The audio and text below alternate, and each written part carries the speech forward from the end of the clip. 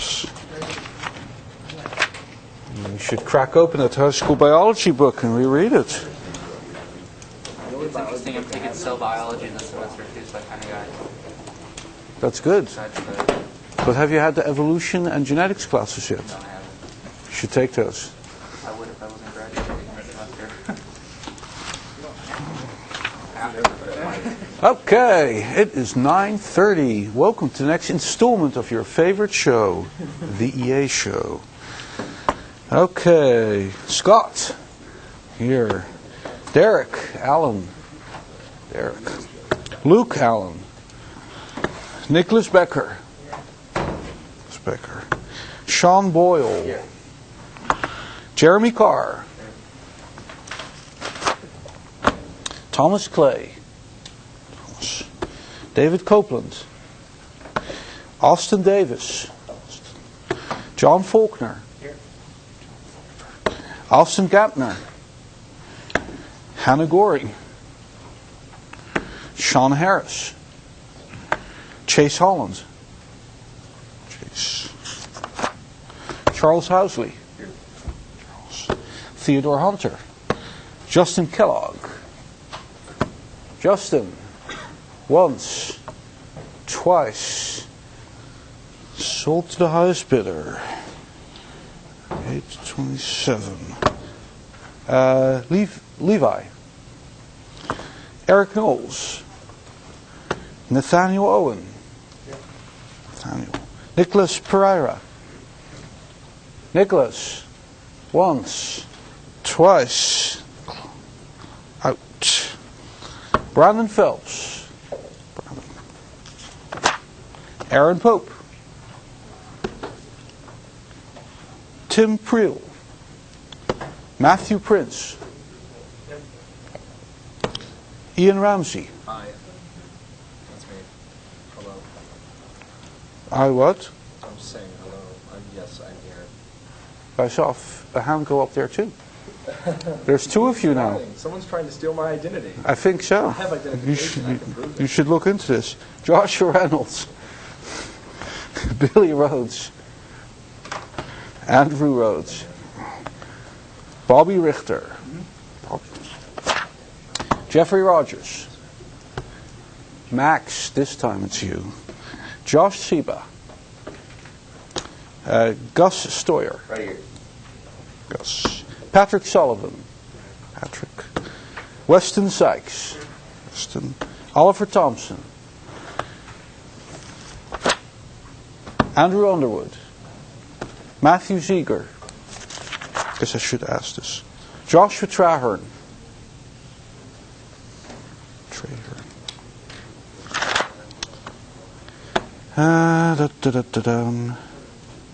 Let's see. Anusha. Emerson Lenz. Kiran. And Krishnan. Anybody here who have not named? Just one person. Oh, what? That is bad. You used up one of your free go-home free passes. But it's okay, you've got two left. Alex, come up here. It is my great privilege and honor to introduce one of your two graders / TAs. If anybody's going to be a friend this semester, it better be Alex. And Alex, you need to speak into this as you introduce yourself, so I can get it out.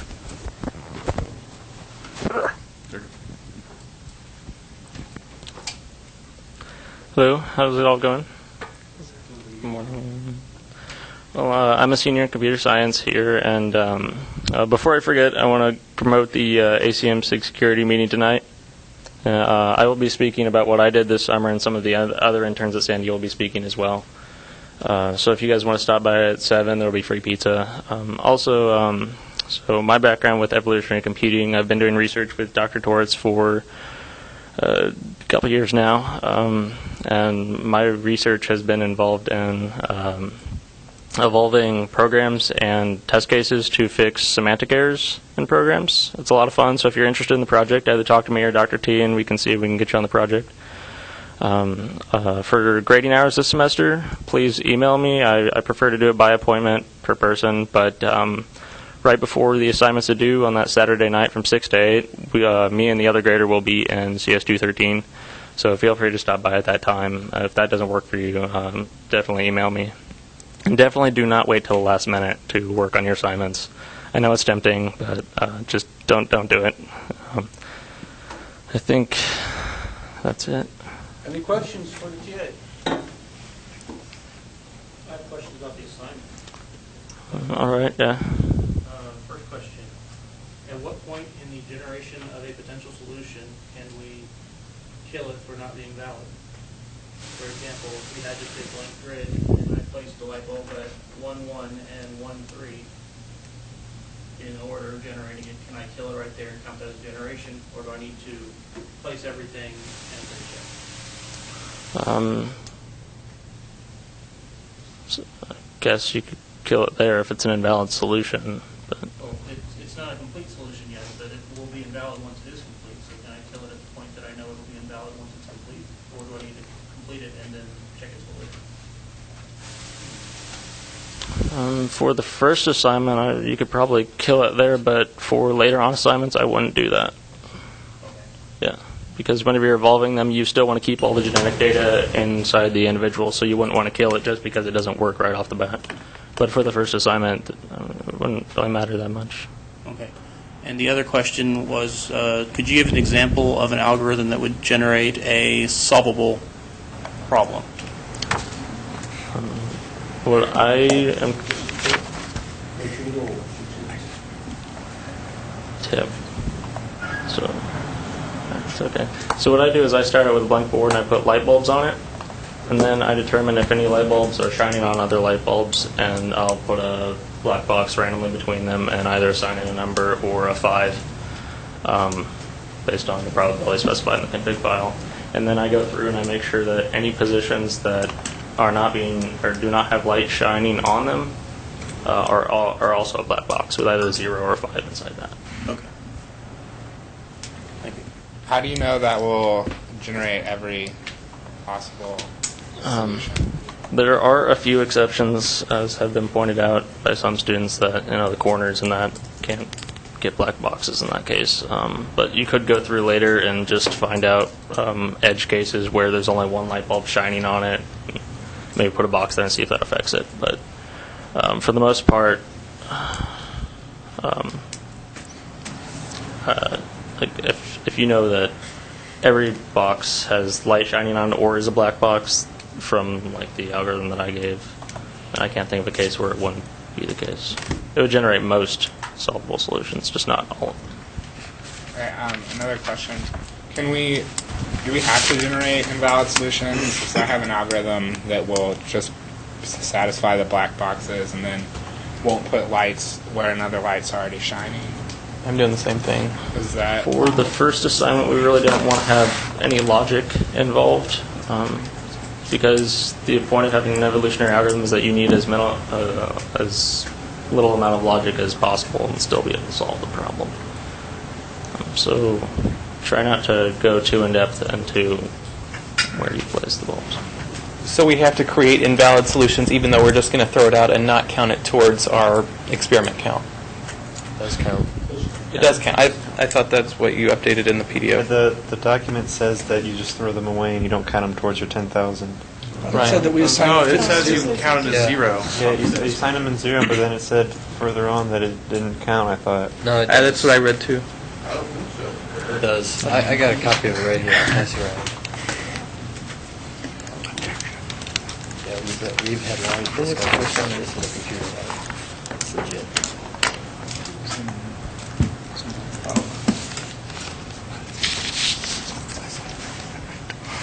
Invalid solutions.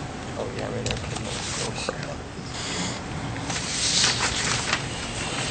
Do not. Oh, do count. Okay. Invalid solutions. I was Better to copy. I told you that I had It does say they do count. Okay. Oh, you froze.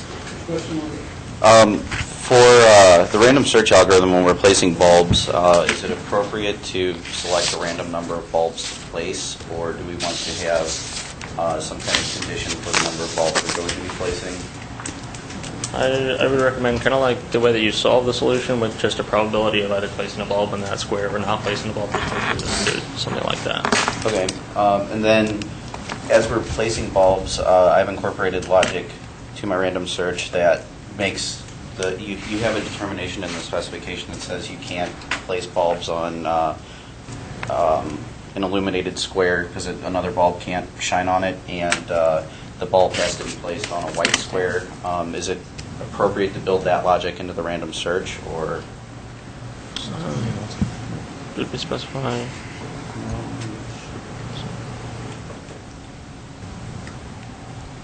So, as part of the problem formulation says that you have to place them on a white cell.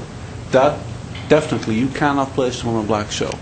However, as this comes back to stuff that was mentioned earlier, you cannot say, oh, we can't put it here because that's going to be invalid and stuff. You're just randomly placing them.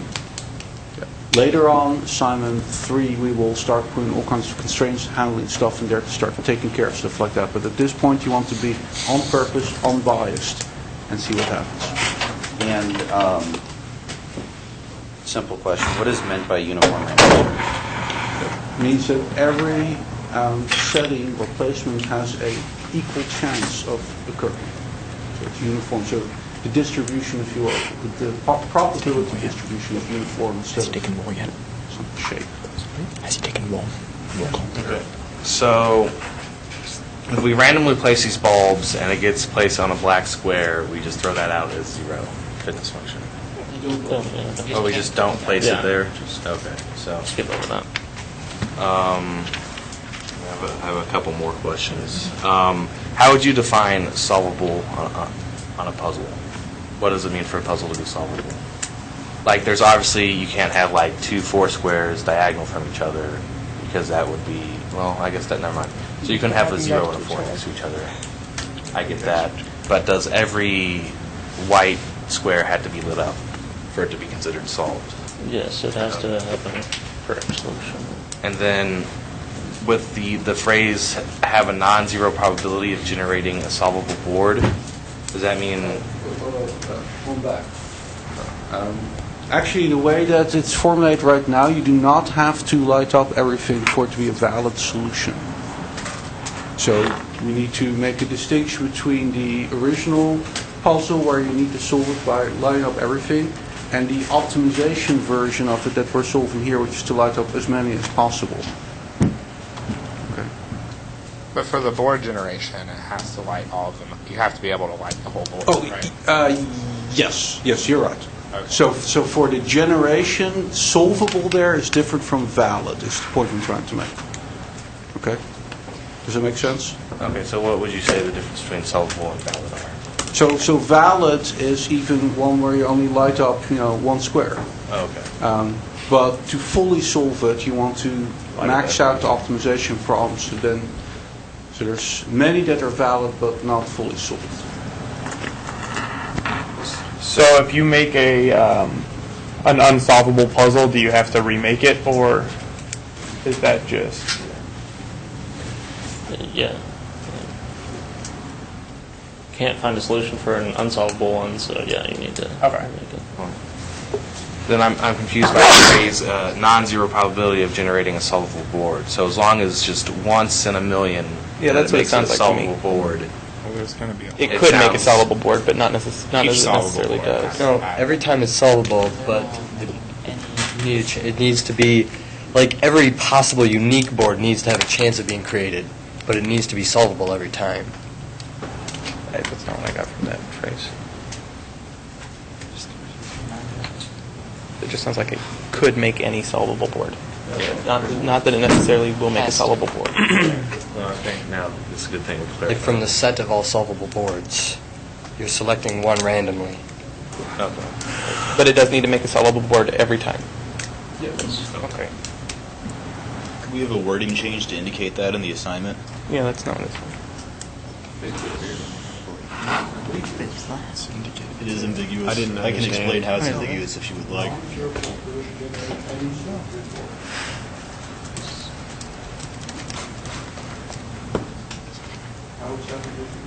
I can explain. Let's say you just have your algorithm for every single square in the entire grid. Just put nothing, a black box with a 1, 2, 3, 4. And just do it totally randomly, no logic. You could, theoretically, generate any solvable board that way. However, you will also generate an extremely large number of unsolvable boards that way. However, the description just says have a non-zero probability of generating any solvable board. So a totally random grid would fulfill that requirement as written. You should specify that there's a 0% probability of creating an unsolvable. So we should add the word solvable before light-up puzzle. To roundly generate a solvable light-up puzzle where the intent is to have blah, blah, blah. That would do it. Right. Good point. Ziger, I bet you've got your email up again, right? Yes. Email me, please, and tell me to add the word solvable before light-up in general implementation requirement number 1. And we'll nail this down. Other questions? That's a good catch. Yeah. Very good. Okay, great. Thank you very much. Go do research now. Oh no, wait a minute. First presentation for this evening. I don't think the venue was mentioned. It will be in 207 CSB, so just down the hallway here tonight, 7. Free pizza, guys. Come on. Okay.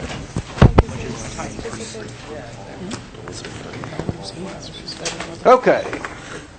Justin O'Brien was supposed to also come here, but I guess we'll save him for Thursday to introduce himself.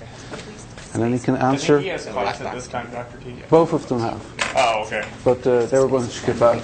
For you guys, this is how much they love their charges. Yes. Now, where were we? Like if there's a light bulb here. Lecture slides, yes. All right. So last time, if I'm not mistaken, we finished with this one, right? Unimodal versus multimodal. And we did biological metaphors, the first part, correct? Yeah. Microscopic? Okay, so today we've got the genetic side of that.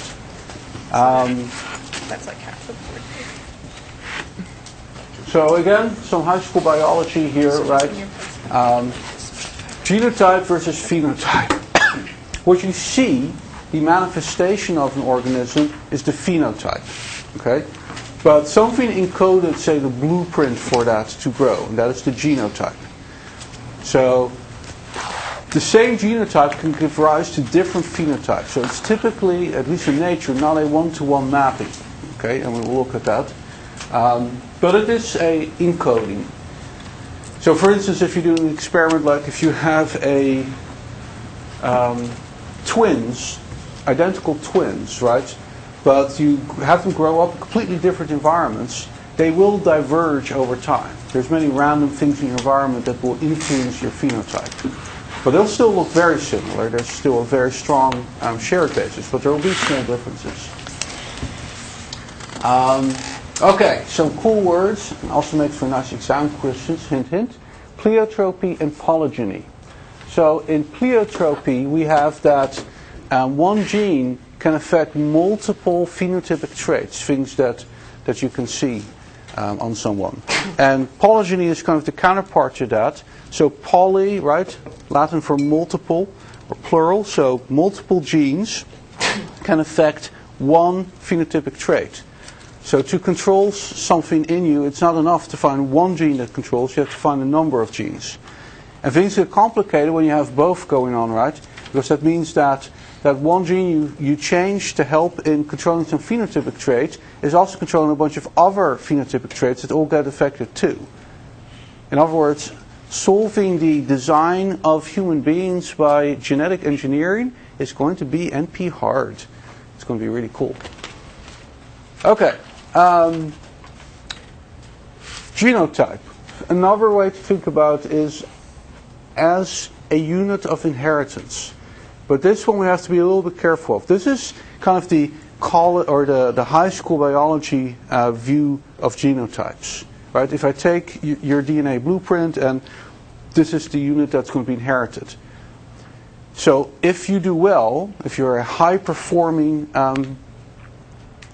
what I call it, agent of a species, like a human being, a rabbit, a fox, whatever, the chance of inheritance for your genes is higher, so they've got a higher chance of going on and being represented more often in the future. But the interesting thing here is that while the genotype is the functional unit of inheritance, because you as a,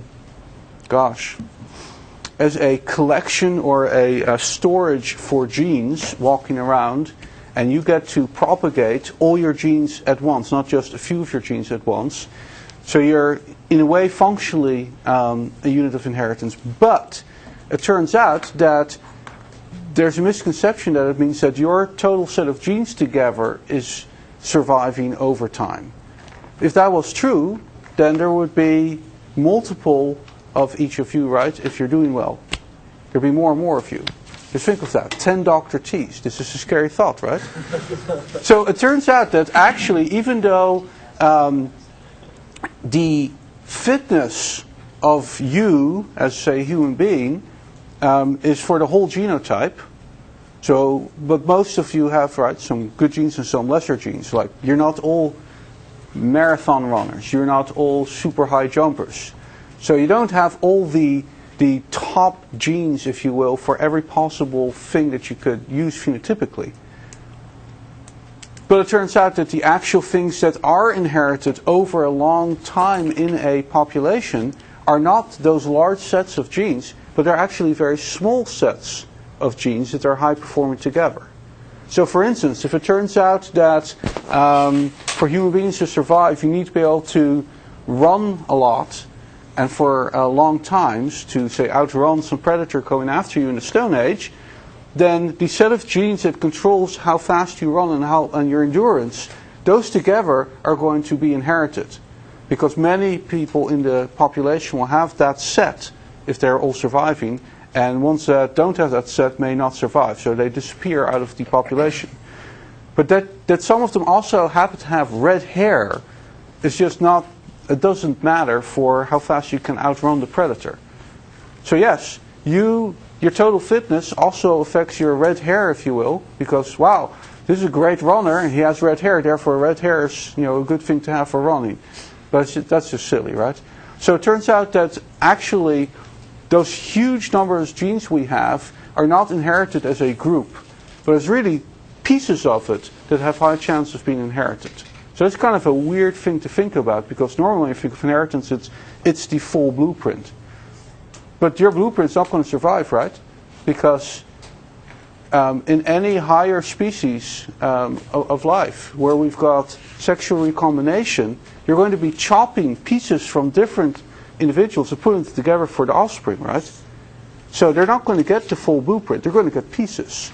And the pieces that actually survive, statistically looking over a whole population, are therefore smaller pieces. Because the smaller the pieces, the higher the chance that it survives intact into the offspring. Something really big is almost for sure going to be chopped up. But something pretty small at least has a chance of staying together. So we're going to see this computationally, if you will, as we study EAs. That's true there too.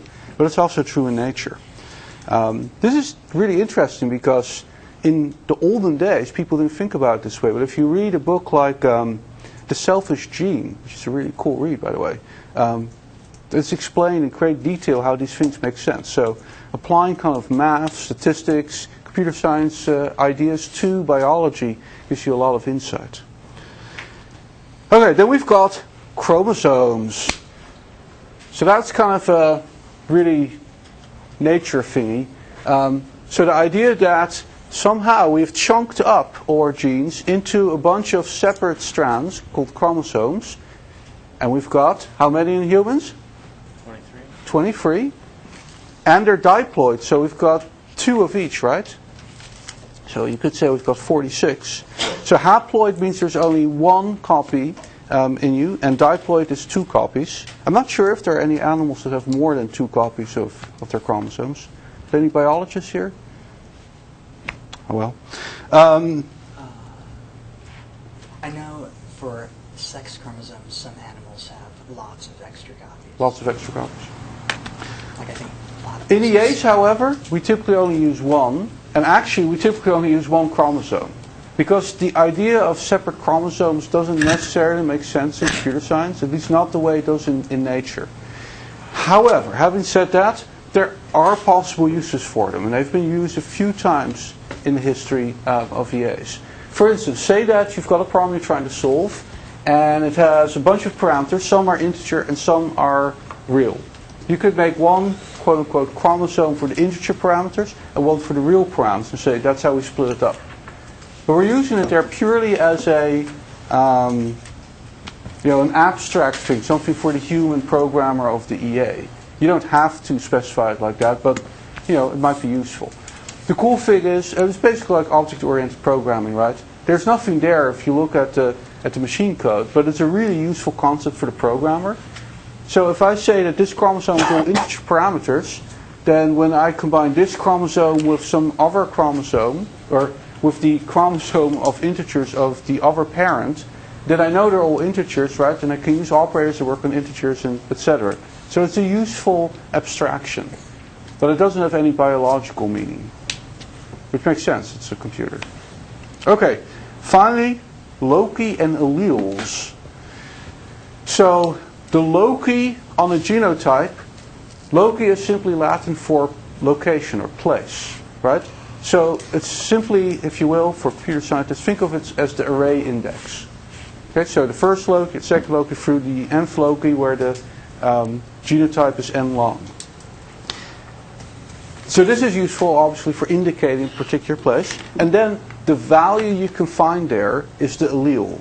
So the set of alleles you can have at a particular loci is its data type, right? So if it's if it's binary, if you're say solving the first assignment by simply saying for each location on the grid, is there or isn't there a light bulb, then you've got two possible alleles for each location, right? Is there or isn't there? 0 or 1. If, however, you use coordinate pairs, right, then at one loci, well, there's two ways of doing that. At one loci, there could be a coordinate pair. So each coordinate, so the alleles are every possible coordinate pairs. So n times m. Or you could say, well, the first loci is the first part of the first coordinate pair, and the second loci is the second part of the first coordinate pair, right? Etc. and on from there. So there's even different ways of encoding that. So you see there's many ways of encoding even just assignment 1A. Just based on your definition of what a gene is going to be and therefore what its alleles are going to be. These are useful things to think about when we're writing our EAs because, for instance, to make sure that you can get every possible solution to solve that solvable puzzle you've created, you may want to, for instance, guarantee that every possible allele can appear in every loci.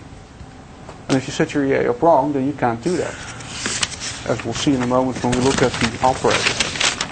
Alright, so that's my little high school biology spiel. Any questions on that? Does that ring bells and stuff? Maybe, maybe not. Okay.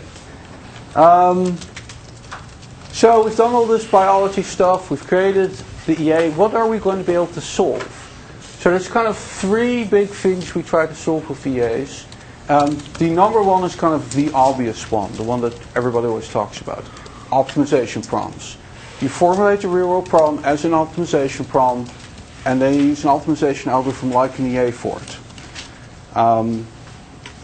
So our first assignment, right, is an optimization problem. I'm trying to find how can I light up as many squares as possible, and later on we'll add in with as few light bulbs as possible.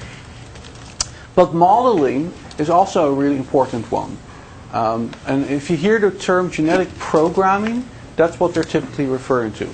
So in genetic programming, right, you try to come up with a quote-unquote program in its loosest sense that will fit some kind of a system identification problem. So for instance, you could say that assignment 1A at a meta sense is a modeling problem, right? I've instructed you to come up with an algorithm or a program, I guess, that solves 1A, right? The written assignment. So you could say you could generate the code for your first program, right? So there's a number of possible solutions in this phenotypic space, namely every possible computer program. That's a lot. But let's say that we put some limit on it to make it a finite number. Let's say probably Dr. T was completely crazy. It's not going to take more than, what? How crazy do you think I am? 10,000 lines of code? Probably not, right? All right, so now you have reduced to a finite problem. All you have to do is find among every possible computer program that's no longer than 10,000 lines, the one that solves 1A. So it's really a problem that you could use EA for, because you could evolve the programs, and I'm not saying to do this. This would be really a lot of work, much easier to just do it yourself.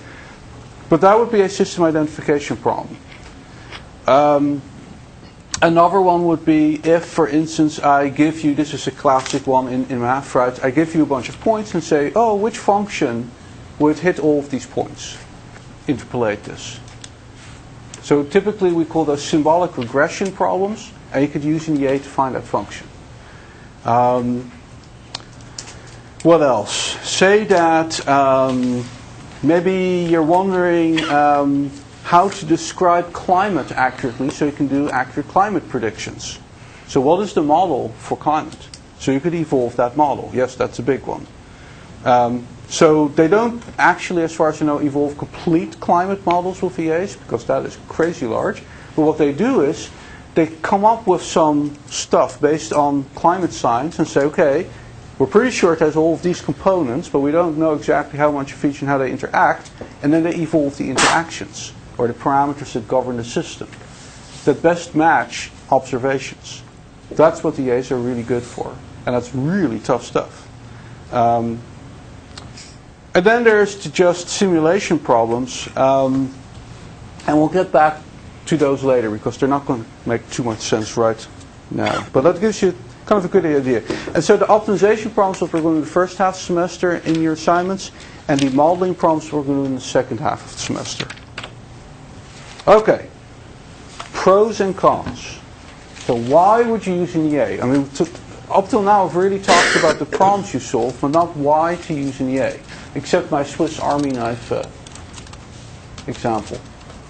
So there's many optimization problems out there. There have been for a long time. Why not use those instead of an EA then? So again, they're more general purpose typically. They're not completely general purpose. They need some knowledge. You have to still come up with a fitness function. You still have to come up with some operators to work on them. But you don't need much information. And a lot of you already want to put more information in 1A to solve it right more efficiently than was necessary.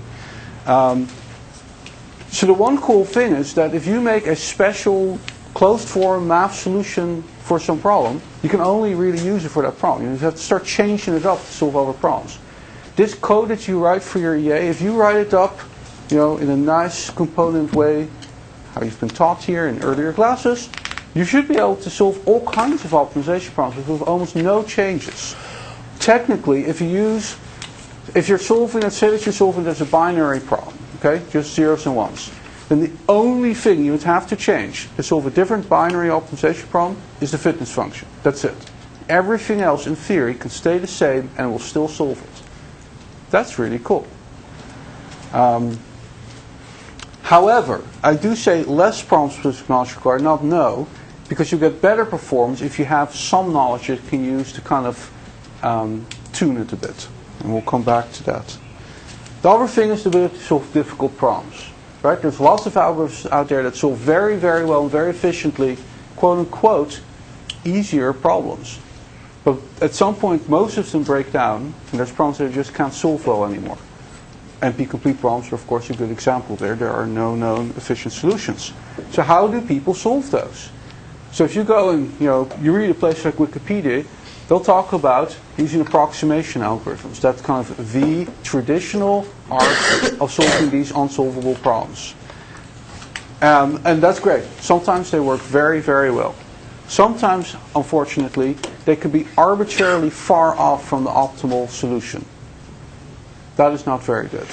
And this is where EAs come in. In a way, you could say they are a type of approximation algorithm in the sense that they're not guaranteed to give you a perfect solution, but they typically give you a pretty good solution pretty quickly.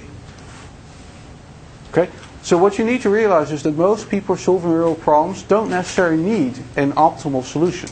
Most people need a good enough solution. So they're very pragmatic. Right? If you're a factory owner and you've got some layout problem, like this type of a puzzle, you don't have to shine up each spot. You just want to shine up more than your competitor and you're good. Or the same number with less light bulbs, right? So that's where it becomes very pragmatic. Here's a really cool thing that's really unique about EAs and related algorithms. Solution availability. Most closed form math solutions to things, and a lot of algorithms you've had so far, you have no solution till they're done. Right? Everything's in little pieces all over the place, and you need to wait till they put it all together. With an EA, you always have the best solution available found so far. Right? Because you've got a population of trial solutions. Even after initialization, when you haven't even done any evolution yet, you've got, right, your initial population, say it was 100. So you've created 100 trial solutions, and you've evaluated them. So you know at this point which of those 100 is the best, or the least bad, however you want to call it. So if somebody says, I need a solution now, this is a real-time problem, I need a solution now, you can give it. Say, this is the best one we've got. And 5 minutes later, when you've done some more evolution, when they say, okay, what's the best solution now? You can say, here, this is the best one we've found so far, and we'll get better and better as you go on. So let's use the factory owner example again. Think about that. Say that you've got this factory that you need to run. It's running right now. And you've got this very complicated layout problem to solve. And I tell you, yes, I can solve this in 6 months. And you're like, okay, that's great. But what do I do after 1 month? I mean, I'm losing money here. Well, I can tell them, well, why don't we start with configuring it like so? You're already going to do better than what you've had so far. And, you know, in a few months, it'll give you an even better solution. So you can use the intermediate solutions while you compute on. This is sometimes, of course, not a useful thing, but often it is very useful, very powerful. Robustness. Remember I told you guys that debugging EAs can be a pain? This is because of their good side. They're robust. You can mess up. I've even seen a student who inverted his fitness function. So it's going the wrong way. And the thing still managed to now and then find solutions to problems. It was just incredible. But the performance was pretty terrible. And he was having trouble finding it. You know, he needed a minus somewhere. Yes? I knew a guy who got what appeared to be successful results on an evolutionary algorithms research project published, and he was invited to a conference to present. And while he was preparing his slides for the conference, he found out he had his fitness function inverted. Yep. And somehow he was successful enough, regardless of that. One does wonder if the reviewers for this conference were really on top of things. But yes, so typically they're not quite that extreme, but that's a pretty cool case. But smaller things have happened with my own students and I too. This past semester, I forget what the exact thing was now, but I remember one of them came to me and said, okay, I've got good news and bad news. Which do you want first? I'm like, well, I'll take the bad news first, get it over with.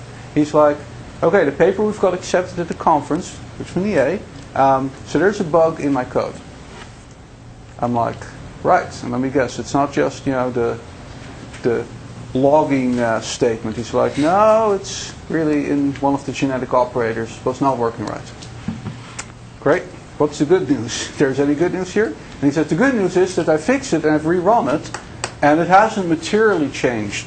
The results are a little bit different, but our end conclusion is not changed. So this is the cool thing about EAs. You can have all kinds of little errors, right? The mutation operator is not working how you thought it would work. It is still mutating somewhat, but maybe not reaching everything. It can still get very good solutions. As long as the solution is indeed correct, right? All the other operators can all be wrong, and you could just say, oh, well, I did that on purpose. It's just a very clever and different than normal way of solving it. And maybe that's the new way that you're going to be famous for, you know? So actually there's quite a number of new EAs that come about because people make implementation errors and it works better than before, And they're like, wow, let's give this a name. So, but the problem is that also it could lead to bad results, and finding them back can be a bit tricky. So, inherent parallelism. This is another cool thing. Right? People are always talking these days about, oh, we've got multi-core and stuff, and we need to run on, and clusters of computers.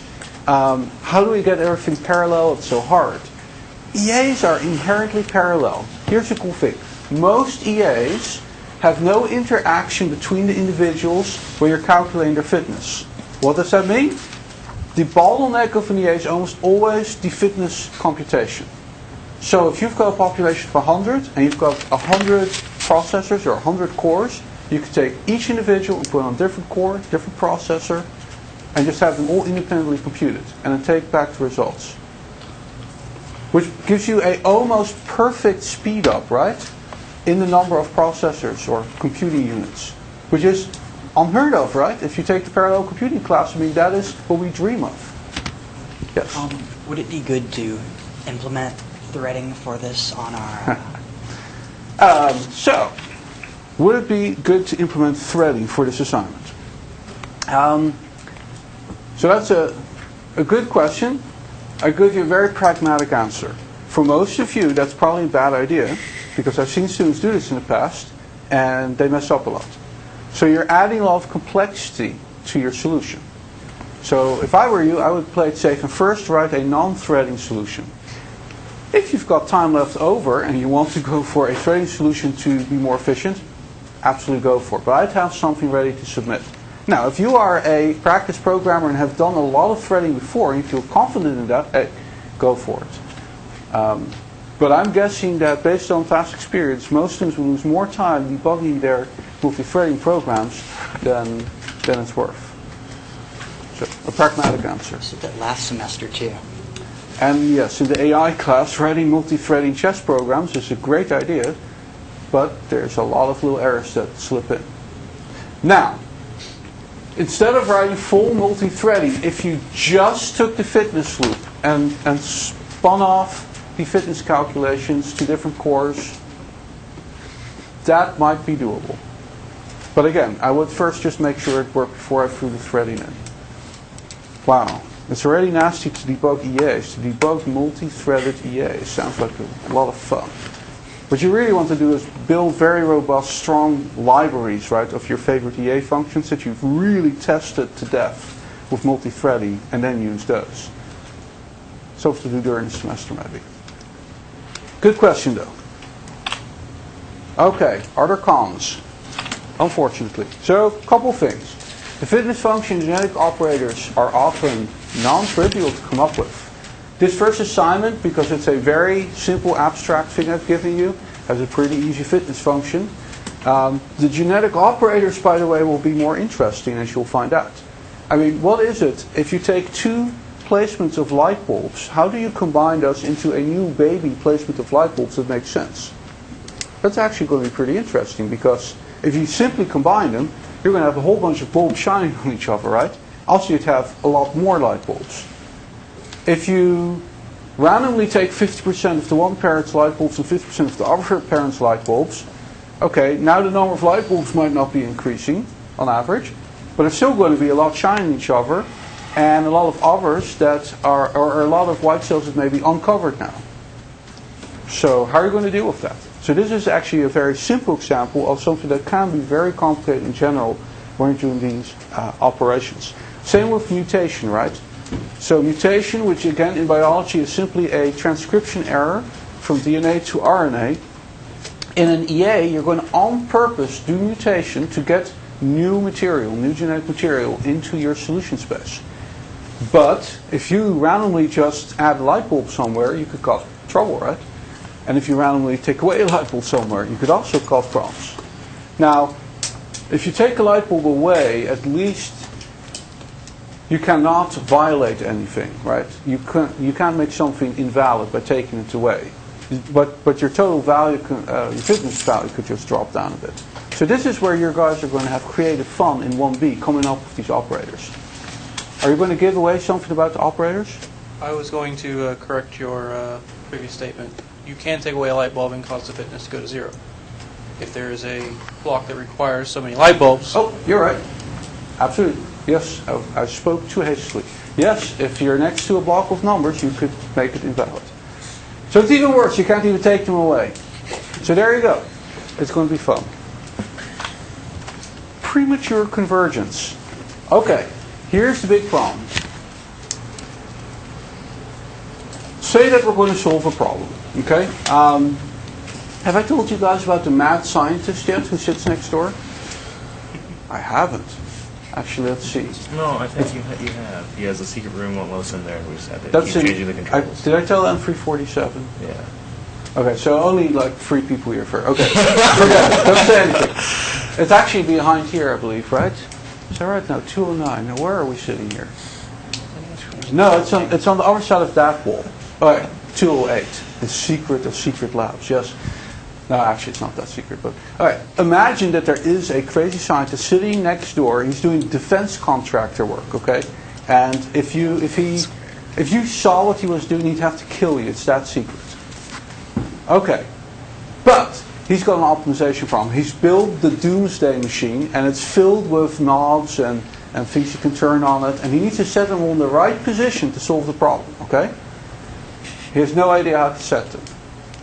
They couldn't give him that information. It's too secret even for him to know that. But he does need to solve the problem. Okay. Let's say that we make a hole in the wall here and we put some kind of a special double door thing where you can slide slips of paper through it, okay? He tells you that he needs, X parameters set, say 20, which are all, should I put the lever in this position, this position, this position? How far should I turn this knob this way and this wheel that way? So you need to specify all of that. Each of those parameters is one gene, right, in your genotype. All right? Now, all he does is gives you this piece of paper. They're blank except they've got these boxes, empty boxes on where you can place this information. If you put the slip of paper with choices on there, within the valid parameter ranges, through the wall, he'll type it into his machine. It probably is a barcode and reads automatically. It's pretty automated. And it then spits out how well it worked. A value between 0 and 100, where 0 is a completely crap solution, won't solve it at all, and 100 is a perfect solution. Do you have a question already? How are we testing the fitness function for a doomsday machine? Is it how well it destroys the world every time you press the button? So maybe it uses a worm tunnel to go into an alternate universe and destroy it there. I don't know. Imagine somehow it does this. You're probably one of those kids who read fairy tales and came up with a list of 20 problems that didn't make sense. And then also, you told us that if we found out about it, they'd have to kill us, and then you go and tell us. Maybe he has a simulation for the doomsday device, so he can determine how. This is all top secret, and I can't tell you these things. all you are allowed to know is that you can put the paper through the wall, and he'll on the back of the paper write a number between 0 and 100. That's the fitness of your solution. Okay. So, what do you think? If I write random values in these boxes and throw through the wall, what kind of values are we going to see? Are they going to be all 0? Are they going to be anywhere between 0 and 100 uniformly? We're going to get hundreds? Depends on the problem. It depends on the problem. It's a really, really tough problem that's so tough that they need your help. They can't do it themselves. Plus, they're going to kill you if you see the machine. So that type of a problem. It's not any problem. What do you think? Probably random. 0 to 1? 100. Oh, to 100? All of them? So we're thinking about the mathematical search space behind here. We've got a really, really tough problem. Wouldn't it be easier to find bad solutions than good solutions, intuitively? Probably. Probably, right? So the distribution is probably going to be heavily weighted towards the lower part of this space. It probably is easy to get 2s and 4s and 5s, maybe even 9s and 11s. But getting 50s is way tougher. And getting 80s or 90s almost impossible. Forget the 100. We've got some giant search space. And there's probably only a few very, very high scoring ones. That's the type of tough problems we're solving in this class. If they're solving easy problems where you can just write some random numbers and it's like, yep, perfect, done, we're not interested, right? They don't need EA experts like you guys.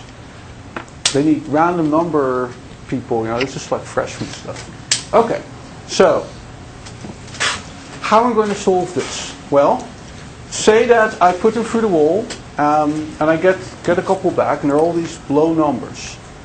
How am I going to come up with a new solution? I start randomly because there's no information, but once I get a couple back with numbers on the back, I've got some information, right, that I can use now to come up with the new one. Now, if a human was doing this, I presume you guys would come up with some kind of pattern matching thing, right? You'd look for patterns in the numbers and say, well, the higher ones typically have, odd numbers in the prime number loci of my genotype. So, you look for something, particularly if, you were locked in this room and they were pumping the oxygen out. You only got 10 minutes to solve the problem, right? You come up with something. You get very creative in a hurry. Okay, but that's tough to solve if it's a really tough problem. You may not find this pattern. So what are you going to do? You could use an EA. What you could do there is you could say, okay, I will take I'll take all the pieces of paper I've gotten back so far, and I will rank them from the best fitness, which is probably still pretty bad, so let's call it the least bad fitness to the very worst fitness. And I will randomly take 2 pieces of paper with a probability skewed towards the higher ones. Okay? Maybe even my very best too. Take them, I'll take a scissor, cut both of them through the middle, take a piece of tape, and put one half from the one half from the other together, tape it, and throw it through the wall. Now let me ask you, do you think that on average, the fitness of this new baby solution is better than the worst of the previous solutions I've tried so far? What do you think? Isn't that really going to matter on how well the way we spliced them together corresponds to the parts that match up It does. to do well? But statistically, if I do this many, many times, do you think that on average, the value of the fitness of this spliced solution is better than the worst one I've tried so far, particularly when you know that the quote-unquote parents of the spliced solution were among the best performing ones? I think so, yeah. If the answer is no, then that means there is no pattern here to detect. So if you have a solution space where there are no patterns, and those can exist, a completely, totally random, unconnected search space, nothing is going to solve it better than random search. There's no point. You're wasting your time. But if there's any regularity in this mathematical search space, then you would hope that this would find that regularity. So the smarter the EA, the more deeper, more subtle patterns it can discover. So that's what we're going to be working on this semester, to come up with clever ones, right? But in theory, this simple splicing trick should eventually find better solutions. Because what's going to happen is, take the spliced one, I put it through the wall. It could be a terrible combination. I could have taken the worst genes from the one parent, the worst from the other, put them together, and it's completely junk. It comes back as 0.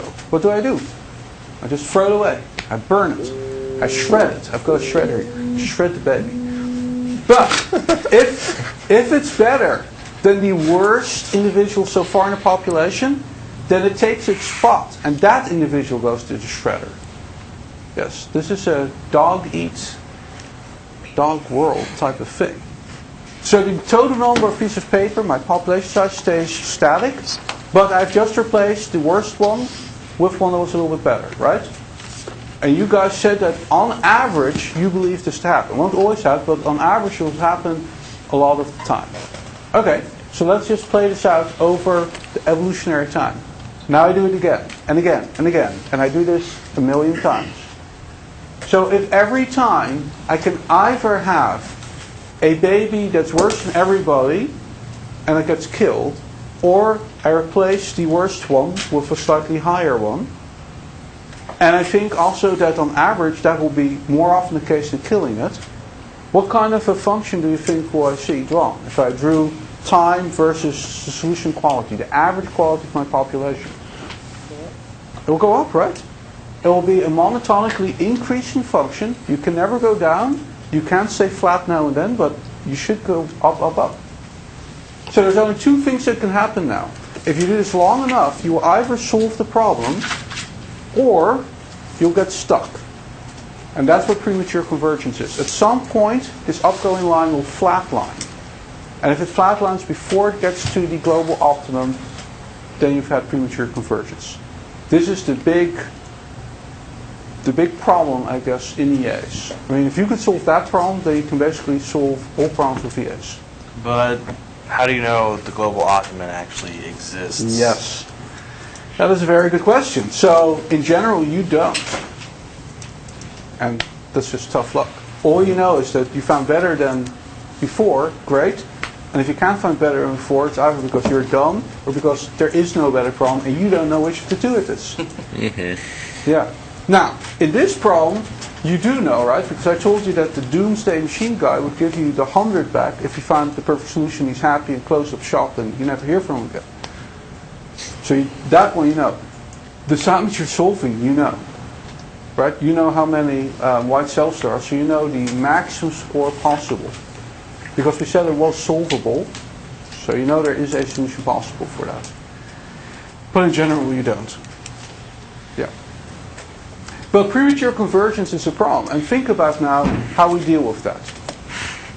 Say that you write an EA, and you are solving the first problem, and you see that it starts with really bad solutions, and then it goes better, more and more white cells are lit up, and then you see it stops, and it doesn't get better any further. So you know that it has prematurely converged. What will you do to try and get your EA working better? Random search, of course, there's nothing you can do. I mean, you're like, wow, it's done. But with your EA, you can do something. What kinds of things do you think could you do? Change what you're doing. Instead of taking the two best ones, take one best one and one of the other one. Excellent. So this is the idea of having too much selection pressure. Right? If you took the two best performing people in a city, or in a country, say, and said, those are the only two who are allowed to mate, nobody else gets to mate, we'll get a whole bunch of copies, right, of these pairs, with small alterations of them. So the population would very quickly all look the same. In the beginning, they probably would improve performance a bit, in whatever measure you were using, because you're replacing a whole bunch of weaker ones with better ones. And then you would stagnate, and you can get better from there. Right? So definitely the idea of taking only the very best is a terrible idea, and it's terrible in EAs too. You get a very quick, you're fooling yourself, right? You get the average in your population shooting up because the average is simply going to the top of your population. But the top of your population doesn't necessarily go higher. Now, typically it goes a little bit higher because if you made some kids, which is basically a very restricted local search around the parents, you'll find a couple of easy improvements. And that's it. And then you're stuck. Okay, so taking some lower ones is an excellent idea. So probabilistic. Andrew. You could mutate the parents. Mutate more. Yeah, absolutely. So what we typically do is we recombine two parents and then we mutate offspring a little bit. And they mutate, right? Radiate the babies a little bit. Gives them some changes in the genes. Tries out some new parameter values for whatever problem we're trying to solve. So more mutation, right? More mutation will give you a higher chance of not getting stuck. Think about it. If you move mutation up enough, then you're basically allowing every gene to be changed. And if you can change any gene in any loci to any allele, then you're basically guaranteeing that every point in search space is reachable, and therefore you cannot get stuck. But if I did that, what would I actually be doing? Random search. I would be doing random search. Wow, random search is very powerful. It's guaranteed reachability. Yeah. But it's extremely inefficient because it has no direction. So EAs try to combine, if you will, directionality with reachability / random search. Right? That's where the stochastic element comes in so powerfully. So we are going to try and solve premature convergence to the best of our ability, but we can't do it perfectly because if you could, you basically know the answer to the problem. You don't want too much mutation, basically. There's another problem. They're computationally intensive. Yes, I know, CPUs are getting faster. There are more of them. But still, if you're trying to solve something from EA that's really complicated and big, it's going to take a long time to run. For some of the problems we're solving in the lab, we have to run a whole week to get a solution. Back when I was a student running EAs on smaller problems, I was sorting actually newsgroup articles, trying to do information filtering. I would sometimes have to run for 2 or 3 weeks to get a solution. And then I'd look at the solution and say, wow, something went wrong here. I go look in the log file, I'm like, oh, boy, there's a bug somewhere in the program, fix it. Another 3 weeks. Right? This was not fun. They are still intensive. It's better these days because while the problems we typically want to solve have also grown larger, at least for you guys it's easier because the problems in the class have gotten quite as much larger as computers are going faster. But you cannot start at the last day and just hit run and it's done, right? It's going to take some serious time to run. Then there's the difficult parameter optimization. We haven't really talked about this yet, but there are things like what is the right population size, the right offspring size, the right amount of mutation. Should we always recombine or just sometimes? And if we're recombining just 2 parents or just n parents? And if we're doing a particular kind of recombination, how many, for instance, crossover points a la biology are we going to use? When are we going to terminate? So there's all these parameters you have to set, and if you don't set them at the right values, you won't get the best performance out of your EA. So we need to tune the parameters. That's going to be fun too.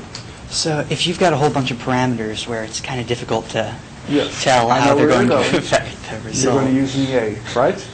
Yes. So, later in the semester we will actually look at this idea. Parameter tuning is a hard optimization problem in itself, and therefore you can use what's called a meta-EA to tune your parameters. Does anybody see a problem with that approach? We have to optimize the parameters of the meta EA? Yes. I want to use for that a meta EA. A Can you have meta-EA. a population Yes. of EAs tuning each other's parameters? That's a good idea. We'll get back to that in semester 2. Let's stick to the meta thing for a moment though. Who here has read Gödel, Escher, Bach, An Eternal Golden Braid by Douglas Hofstadter? 2 people. I'm like a third of the way through it. It's really tough. This is a don't say that. This is a really cool, it's like a beach read. From 1979, one of the big classics in computer science. If you like the works of Escher, the painter, music from Bach, computer science, or math, any of those 4, and particularly combinations of them, you should go read this. There's also fairy tales in it. Not your usual type, but CompSci fairy tales. One of them is really cool. It goes something like this. Somebody, and I forget now who, there's all these weird Greek figures like Achilles and the the tortoise. turtle and all those, walking around in this universe. And somebody, one of them, at some point finds an oil lamp. And of course they had to rub it and the genie comes out, right?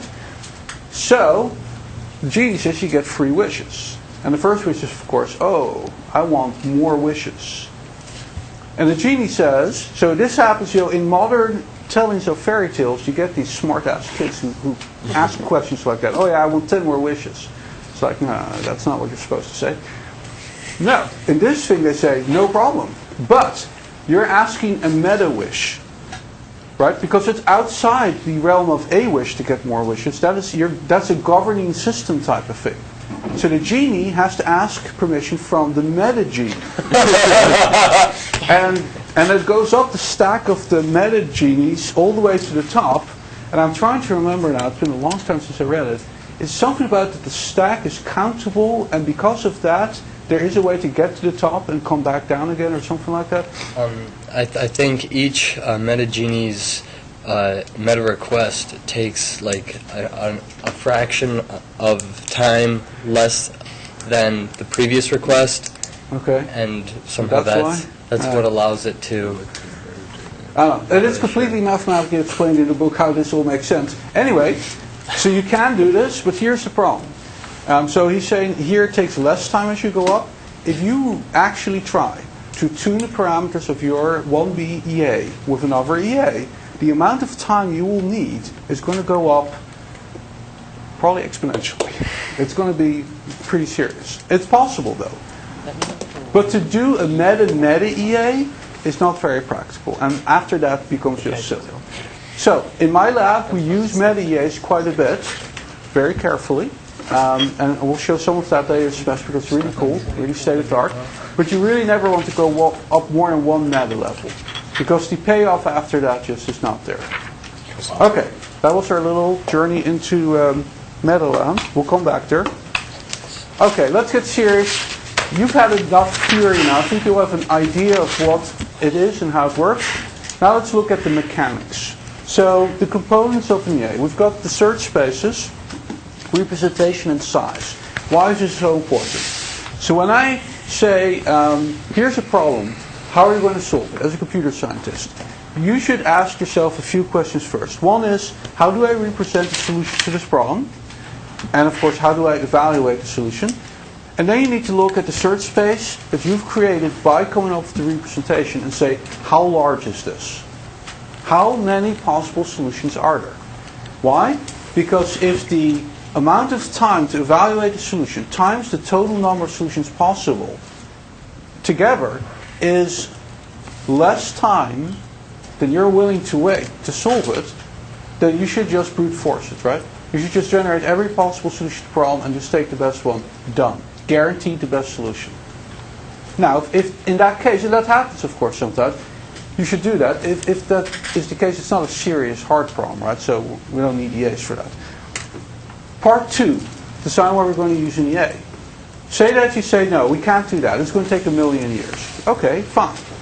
Then the question is it unimodal or multimodal? Because if it's unimodal, right, use a hill climber. You greedily find the best and you're done. You don't need an EA. If, however, you've got a multimodal problem that is too large to be brute forced, that's when maybe an EA is the right thing to use. Okay, let's look at this fitness function thing. So you need to come up with a fitness function for the problem you're trying to solve. So in computer science, of course, you'll often be given a problem where somebody says, here's a problem, we need to find a solution for it.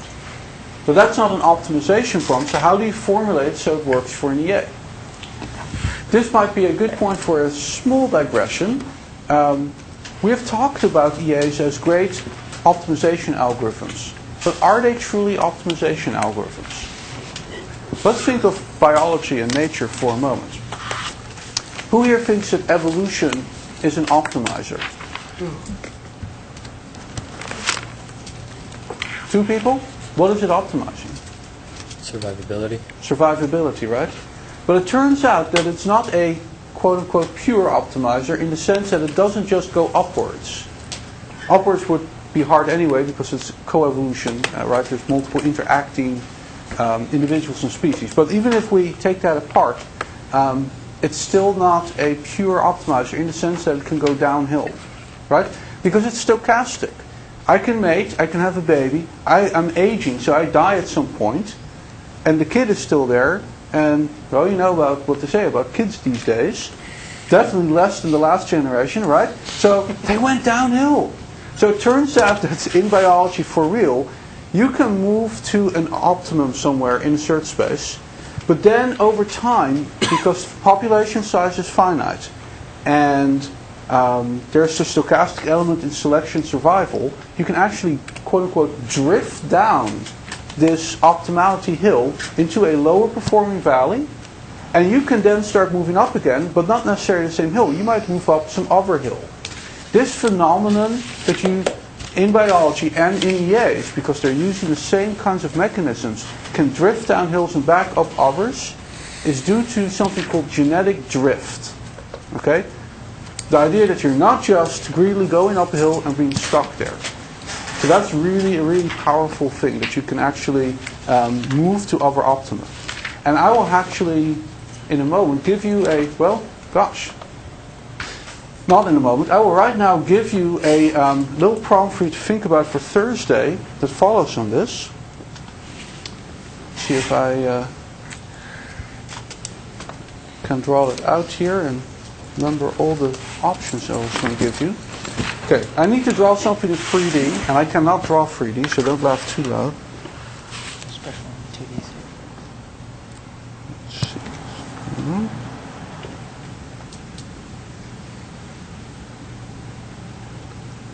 And then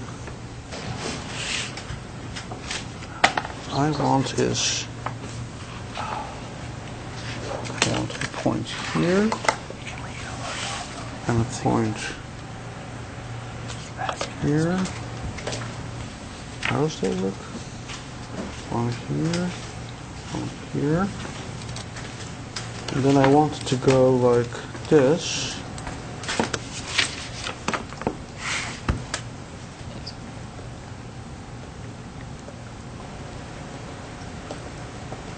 Oh, not quite straight. Talking too loudly.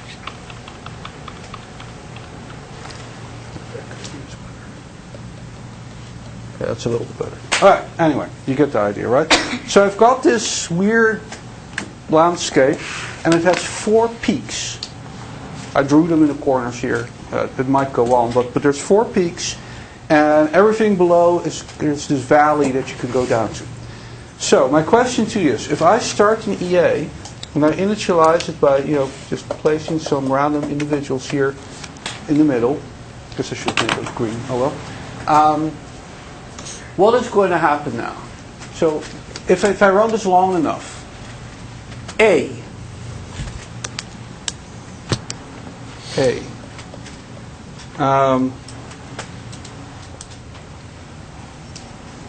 population randomly settles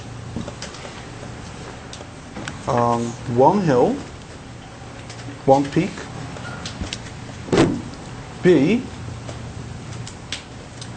population randomly split up over all peaks. Or C,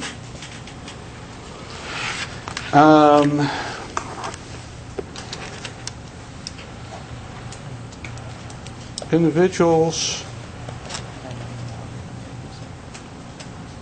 torn and confused stay in valley. Right, they start moving towards wall, but then you see a peak in a different direction, move a bit there. They just kind of move around and just can't make up their mind to go to any peak. Or finally D,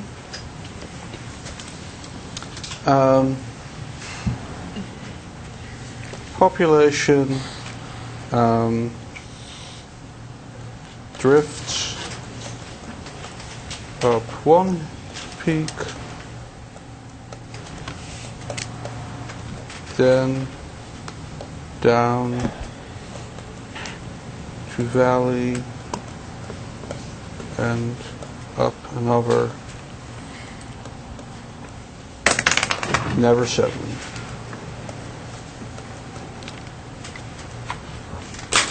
Four possibilities.